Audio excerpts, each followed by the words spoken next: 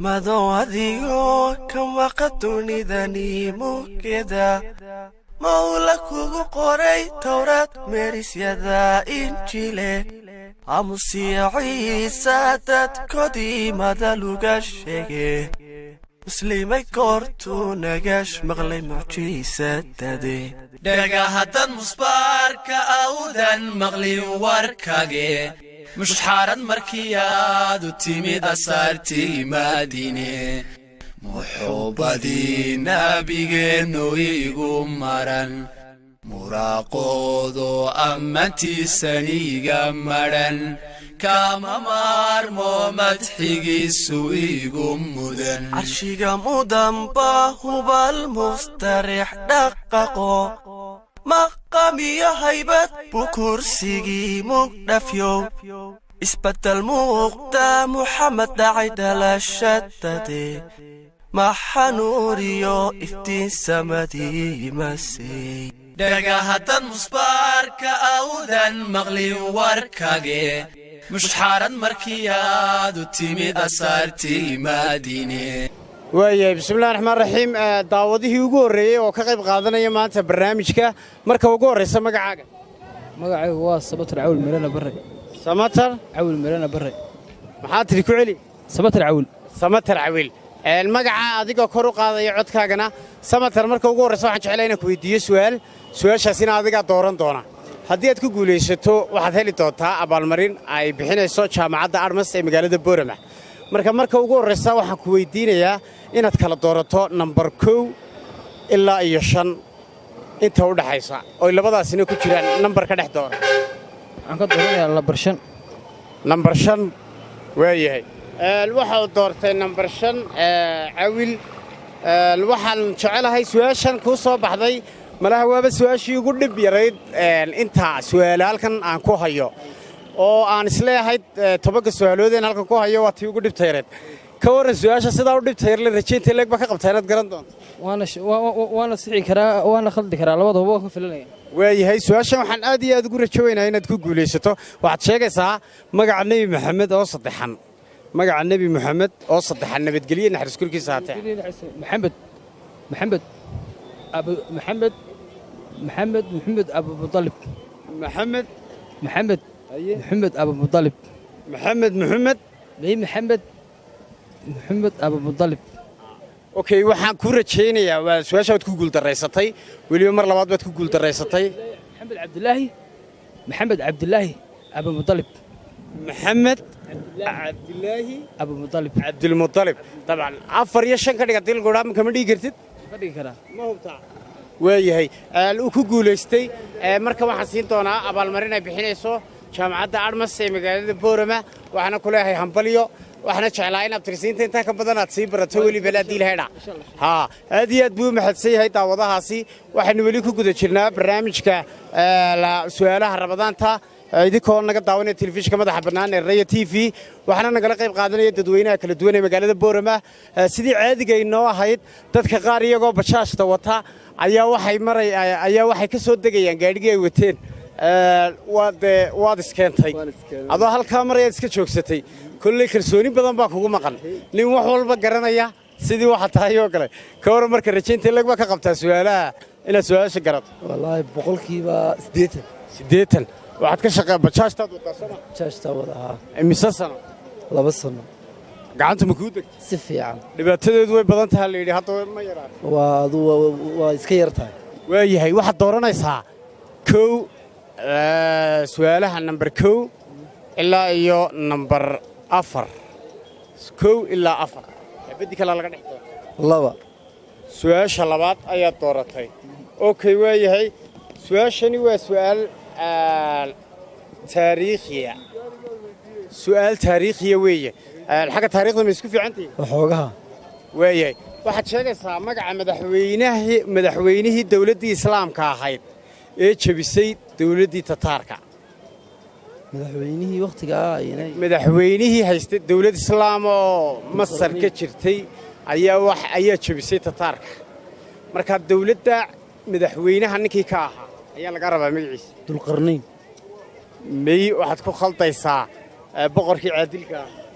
hataa garan mayna kaas way aad baad mahadsantahay laakiin waxaan ku rajaynayaa in marka kale aad si fiican ugu waayahay aad iyo aad baa u mahadsan yahay daawadayaal weli waxaynu ku guda jirnaa barnaamijkeennii su'aalaha ramadaanta oo maanta ay si gaara u martigelinayso jaamacadda admas ee magaalada boorama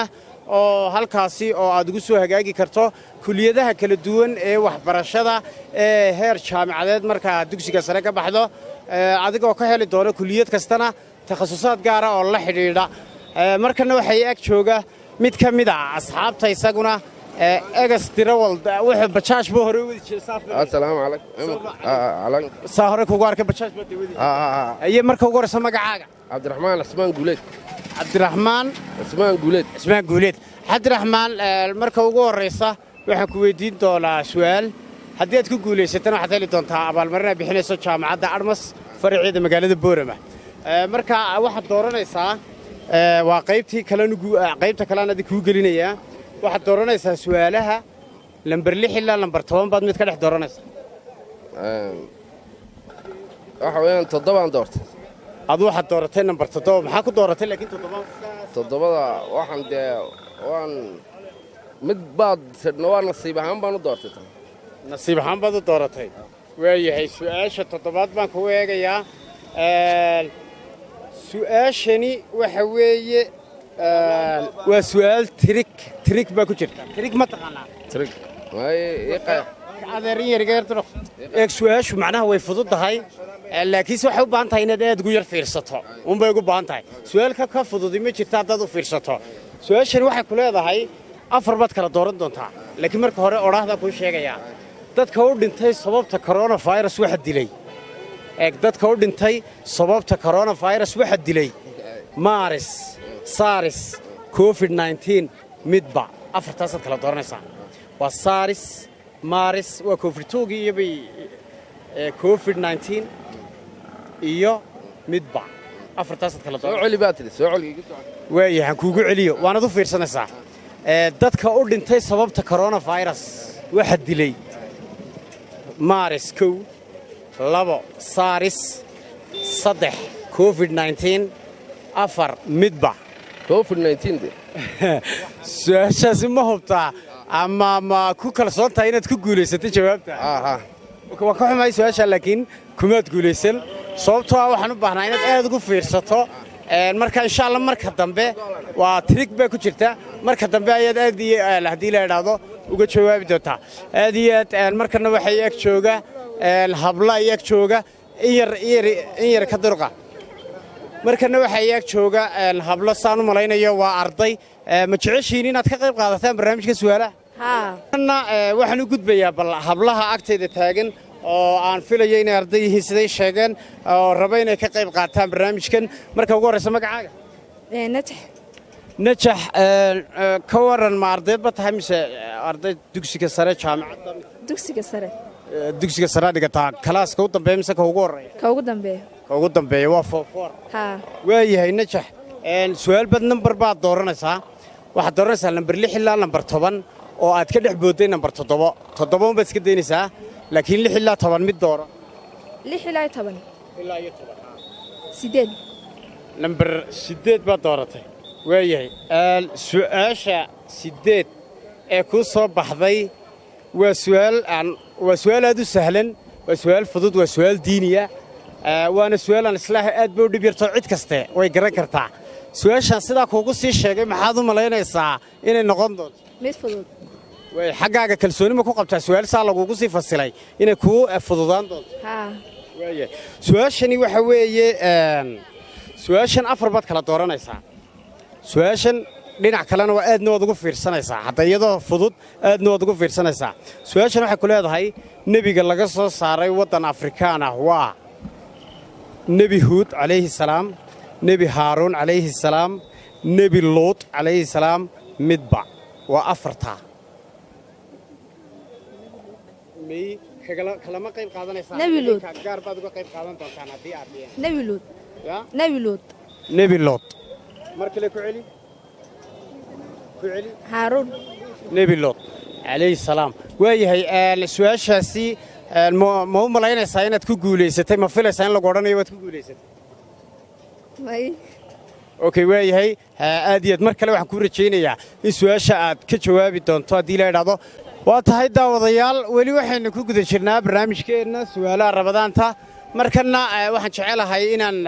daawadaha xiga oo dadweynaha magaalada boorama ka mid ah magacaaga cabdisalaan saaxib cabdisalaanow waxaan halkan ku hayaa su'aalo doora laakiin haddii su'aashaadu waa su'aalka faa'iidaysiya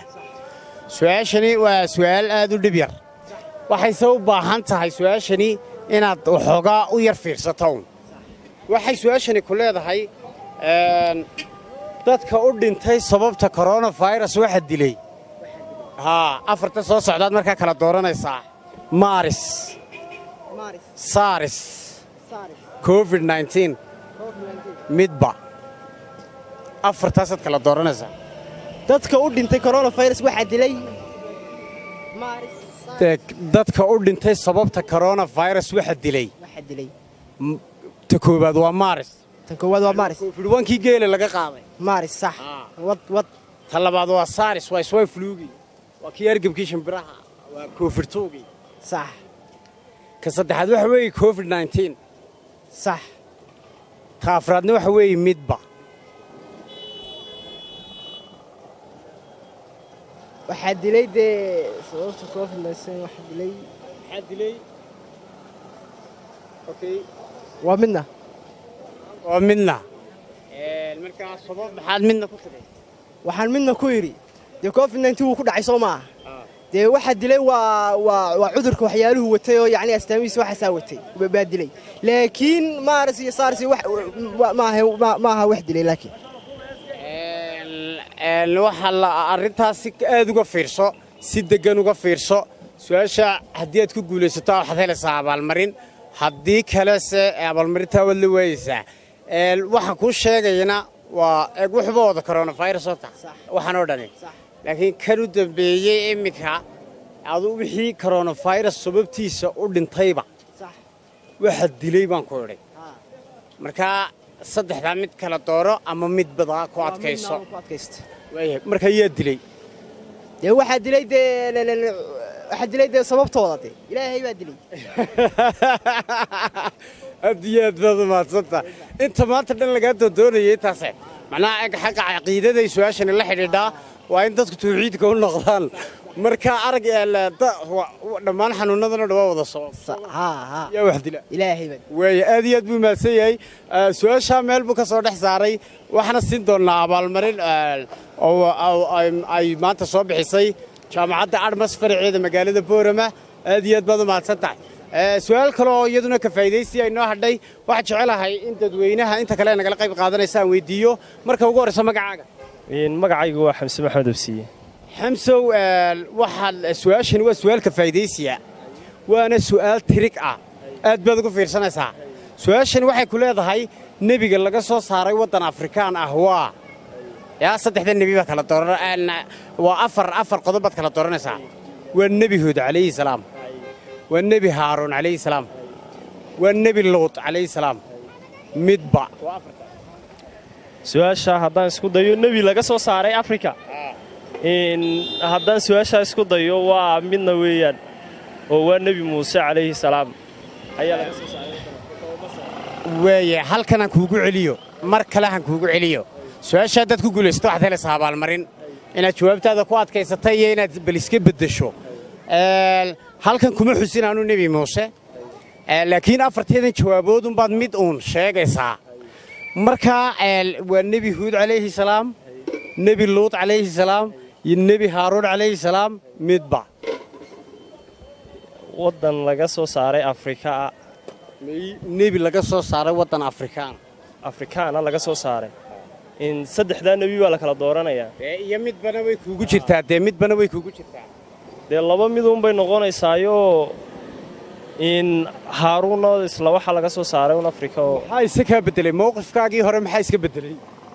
mowqifkaygii hore waxaa iska beddelay waa laba miduun kol laba nebi baa mar la soo wada saaro oo afrika un laga soo wada saaray haye haaruun iyo muuse markii dhoweed aniga iyo daawadayaasha iminka inagu maqanba waxaad inoo sheegtay nebi muuse un marka mowqifkaagii jawaabtii hore midnaba ahayd maxaa iska beddelay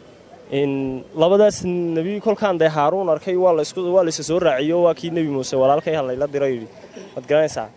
markaas mowqifkaygii waxaa markaa iska bedelay nebi haaruunoo ku jiraa nebi muusena uu ka maqan yaho midna markii hore waxaan u yimid sababtaad midna u tidhi nebi muuse baad ku fikiraysaa waa laga yaabaa dad badan inay nebi muuse keliya ku fikirayaan laakiin soo walaalkiina waa la soo raaciyey weeyahay su-aasha markaa inaad hadda ku guulaysatay oo ay su-aashaadaasi sax noqon karto kalsoonida teleeg baa ku qabtaa aduu aad u badan weeyahay aad iyo aad baad u mahadsan tahay su-aasha uu ku guulaystay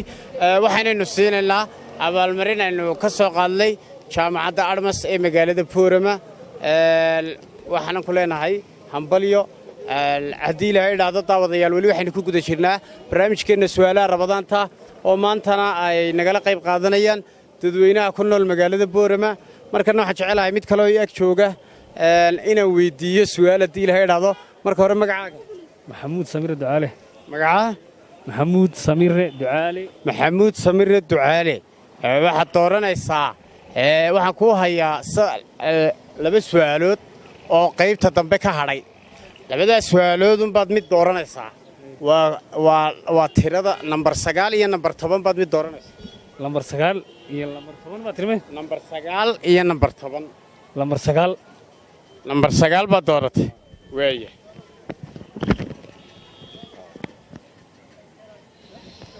su'aasha 9aad waa su'aal mataqaanaa aad u dhib yar su'aal aad u dhib yar waa su'aal diiniya waxaad sheegaysaa ninkii dibiga u sameeyey reer banu israa'iil markii nebi muuse ka teguu waxyiga duurasuina u dooray ninkii dibiga u sii sameeyey ayaad magaciisa sheegaysaa ma garanaya waayahay aad iyo aad baad u mahadsan tahay waa tahay daawadayaal markana waxaan jecelahay bal inaan weyddiiyo qof kale oo isagu ka qaybgelaya barnaamijka daawadayaashana waxaan jecelahay in barnaamijka ay isku furfuraan barnaamijka su'aalihiisu ma adka laakiinse hadalka badan unbaad iska ilaalinaysaa inaad ku khalkhasho marka 3 goor 3 hadal 3 dhinac lagaaga keeno inaanad ku khalkhalin unbaad iska ilaalinaysaa laakiin su'aasha haddii si deggan aad uga fikirto waad keenaysaa jawaabta adiga su'aashaadani waa su'aalka faa'iidaysiya waa su'aal taariikhiya taariikhda aqoon intee leeg ba isku leedihiin adoo marka hore magacaa ku bilaabay magacaygu waa maxamed xasan laakiin xagaa taariikhda isku wanaagsan taariikhda ma isku wanaagsan isku wanaagsan ma sayniskaad markaa isku wanaagsantihiin iyadoo su'aalaha diinigaas wax isku wanaagsan weeyahay su'aalahan waa taariikhda xagga islaamiga taariikhdeena xagga islaamka weeye islaamka inkastayna dee sabankii nebigeenna calayhi salaatu wasalaam miyay ahayn oo xilliyadii dhexe ay tahay haddana waa taariikhdeena islaamka kumaan weyddiin weli su'aasha laakiin yacni inaad ka sii baqdo iska ilaali hadalka badan dartiina ha u baxsanin su'aashan waxay ku leedahay waa su'aalka faa'iidaysiya horaa loo garan waaye waxaad sheegaysaa magaca madaxweynihii dawladdii islaamka ahayd ee jebisay tataarka dawlad baa tataarkay naga dhicisay soo ma ahayn dawladda madaxweynaheedii baad sheegaysaa magaciisa madaxweynaheygii Soomaaliya waa tirsamaa Soomaaliya maaha horaa horta waxaad iska saartaa waxooga naxdinta iska saar waxooga caadi iska yara dhig waxba hadalka iyo kamarada ka biqin waxa jirtay dawlad weyn oo islaam ah oo tataarku markay adduunyada cagta mariyeen dawlad islaam ahayd oo difaacday baa jirto dadka ka celisay dawladdaas la rabaa ninkii madaxweynaha u ahaa xilligaa ee sababteeda lahaa in la jabiyo ma garanayo waayahay ma garanaysid baad mahadsan tahay waxaan jecelahay daawadayaal weli waxaynu ku guda jirnaa barnaamijkeenna su'aalaha rabadaanta waxaana jira hal su'aal oo ka faa'iidaysiya iyada oo nambarada kale ay noo hadhan yihiin marka si aanay su'aashu u soo noqnoqonin in badan ayaan dib ugu soo celin doonaa ta ka faa'iidaysiga laakiinse hadda ninkan waxaan weyddiin doonaa uun su'aal xagga dambe nambarkeedu ku hadhay oo lambar 9 iyo lambar 10 9 buu doortay marka 10 baa hadhay marka hore magaca cabdiciid dugsiye reedal baa la yiraahdaa cabdiciidow bajaaj baad wadato laamidaas aad ordayso markaad barnaamijka aragtay ayaa degdeg ku soo degtay insha Allah waan ku faraxsanahay su'aalahayna ka jawaab jecelahay waayahay marka ma xiisa gaarood u haysaa mise waa aqoon aad isbidayso wax kasta ilaahay baa taahay waxaan isleeyahay xiisan u hayaa haye waayahay halkan su'aal baa kuu hadhay su'aashii ka faa'iidaysiga ahayd maaha laakiin waa su'aashii mataqaanaa waa su'aal cusub laakiin hadhay oo nambarkeeda aanad hadda dooranaynin oo aanad ikhtiyaar u yeelan karin su'aashani waxay ku leedahay waxaad sheegaysaa magaca madaxweynihii dalka Maraykanka ee bixiyey amarkii hubka nukliyeerka lagu ridayay Japan Hiroshima iyo Nagasaki magaalooyinka la yiraahdo lagu maridin Maraykanka ku riday bay ahayd dabayaaqadii dagaalkii labaad ee dunida marka madaxweynihii amarka bixiyey dalka Maraykanka xilliga haystay ayaa laga rabaa magaciisa W Bush ya madaxweynihii bixiyey nukliyeerka in lagu rido Shiinaha inaad garanaysaad u muuqataa laakiin leele George Bush ma dagaalkii labaad adduunka madaxweyne ka ahaa Maraykanka taban ila dhigan xabada waad la weeday maanta waayahay ka waran barnaamijkan hore ma uga qayb qaadatay markaa saad u dhiirantaan arkay kan waa Raya TV hore waad ka qayb qaadatay ka waran mise goor hore ku guuleysatay waxba kuma guuleysan ma wali waa kaale soo jeegso okay sidaa darteed bal waayahay bal hadda su'aal kala fursad ku siin balin maruna daal ka yeeshaan su'aasha kale waa isla su'aasha labaad ay noo hadhan ee ka faa'iideysiga ah iyaduna laakiin xaqii taariikhda marka la eego wax sida u badan tii hore kama sii duruqsana iyadna waxa la doonayaa magaca madaxweynihii dawladdii weyneed islaamka ahayd ee Masar ka jirtay ee jabisay Tataarka ninkii madaxweynaha ka ahaa magaciisu baa iyadana la doonayaa aad iyo aad wada maadsantahay marka waxay noo dhiman labada su'aalood mataqaanaa labada su'aalood ee u dambeeyay ka faa'iideysiga marka ugu horeysa magaca Sakariya Cabdirasaaq Sakariya barnaamijkan wali ma ka qayb qaadatay miyo firstigi markii kuugu horeysay maxaad dareemaysaa marka shucuurtaada iyo ka waran markii horeysay ka qayb qaadatay ma waxaad leedahay waxaad garan way doonto waxaad garan doonto kulli waa nasiibka ma sugaya waan gartay laakiin se sansaanta iyo saadaasha wuxuunba niyadda kuugu sii jira su'aasha waa su'aalka faa'iideysiga waxa la doonayaa inaad sheegto magaca madaxweynihii dawladdii islaamka ahayd ee jabisay dawladdii Tataarka haddaan isku dayo Usmaan bin Affan okay sabankii Usmaan bin Affan waa sabankii saxaabada taariikhdana waa ilaa qarnigii 7 ilaa qarnigii 8 ee hijriga marka aad baad u mahadsan tahay mar kale ayaan ku rajaynayaa inaad ku guuleysato aad iyo aad buu mahadsan yahay waxaan maanta barnaamijka ku soo gabagabayn doonaa daawadahaasi balse waxaan jecelahay in dadku ay ka faa'iideystaan su'aalaha xagga dambe labada su'aalood ee ka faa'iideysiga ee maanta la garan waayay oo kala ahaa madaxweynaha dawladdii Masar ee mamaaligta jabiyey Tataarka magaciisu waxa uu ahaa Qudus baa loo oran jiray Maxamuud ibn Mamduud laakiin Qudus ama Qidis labadaba way qoraan laakiin madaxweynahaasi ayuu ahaa madaxweynaha kalena Maraykanka markii nukliyeerka lagu tuuray Japan la wuxuu ahaa Franklin Roosevelt waa dabayaaqadii dagaalkii labaad ee adduunka markii uu adeegsanayay hubkaasi sida weyn wax u gumaaday atomic bomb nukliyeerka daawadayaal guud ahaanba waxaynu maanta intaa ku soo gabagabeynaynaa barnaamijkeennii su'aalaha Ramadaanta oo maanta ay maalgelisay jaamacadda Armas faraceeda magaalada Boorama barnaamijka waxa idin soo saaray waa Suxufi Jamaal Tubeec waxaan halkan idinkala socodsiinayay waa aniga Ibraahim Suxufiya isla muuqaalka maanta waxa inoogu jira waa Suxufi Jamaal Tubeec tan iyo intaynu dib u kulmi doono barnaamijkan lamid ah inta ka horeysa idil ahaantiinba waxaan idinku sii dhaafayaa sidaas iyo kulanti dambe oo xiiso leh muxuubadii nabigeennu igu maran muraaqoodo ammaantiisaniga madhan kama maarmo madxigiisu igu mudan dhulka kuguma jeebo kugu mabsude dhirta ubaxiyo manbixiso midabayaasidhe cirkuna farxaad buu muqurumo mayayga horshee makhluuq kula siman miyuu mooleheen baawme dhagahadan musbaarka awdan maqlin warkage mushxaarad markii aad u timid asaartii Madiine muxuubadii nabigeennu igu maran muraaqoodo ammaantiisaniga madhan kama maarmo madxigiisu igu mudan giya sharafe behen baa kugu manaysto